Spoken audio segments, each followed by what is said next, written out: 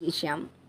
दोस्तों, द्रौपदी का चीरहरण होने पर भगवान श्री कृष्ण ने उनकी लाज क्यों बचाई थी? आपने द्रौपदी के बारे में तो सुना ही होगा। आप सभी को पता होगा कि द्रौपदी का चीरहरण हुआ था। उनकी जो सभा जो चल रही थी, उस सभा में उनकी रक्षा के लिए उनके पांचों पति वहाँ पर थे, पर उनमें से कोई भी उनकी रक्षा नहीं कर सका।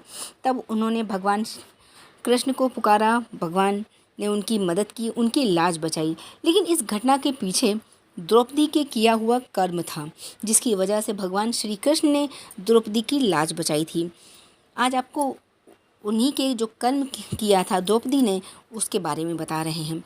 महाभारत के अनुसार जब युधिष्ठिर ने राजसूय यज्ञ किया था, तब महाराज युधिष्ठिर ने श्री कृष्ण को जो है प्रथम अर्थ दिया, जिससे शिशुपाल क्रोधित हो गया और श्री कृष्ण को गालियां देने लगा, जिससे क्रोधित होकर भगवान श्री कृष्ण ने अपने सुदर्शन चक्र से शिशुपाल का सिर काट दिया, जिससे उनकी उंगली कट गई थी और उनकी उंगली से रक्त निकलता हुआ देखकर द्रौपदी ने अपनी साड़ी का टुकड़ा फाड़कर भगवान श्री कृष्ण की उंगली पर पट्टी बांध दी, जिसके फलस्वरूप भगवान ने द्रौपदी का चीरहरण के समय उनकी साड़ी का जो चीर है वो बढ़ा दिया और द्रौपदी की लाज बचाई।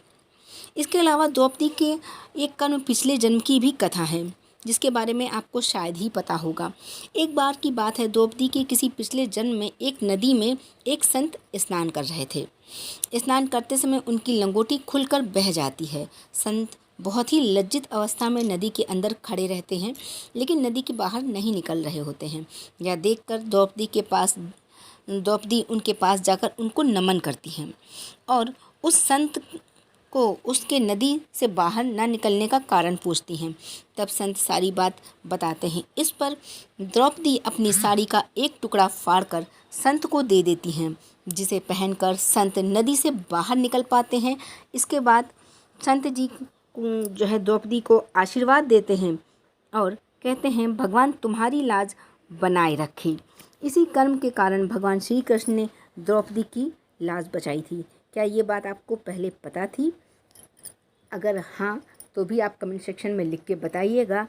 या आप कोई और भी कथा जानते हैं या इसकी जुड़ी बात जानते हैं तो ज़रूर कमेंट सेक्शन में लिखिएगा। वीडियो अच्छा लगे तो लाइक भी कीजिएगा, और ये जानकारी आप औरों को शेयर करना चाहते हैं तो उसे शेयर ज़रूर कर दीजिएगा।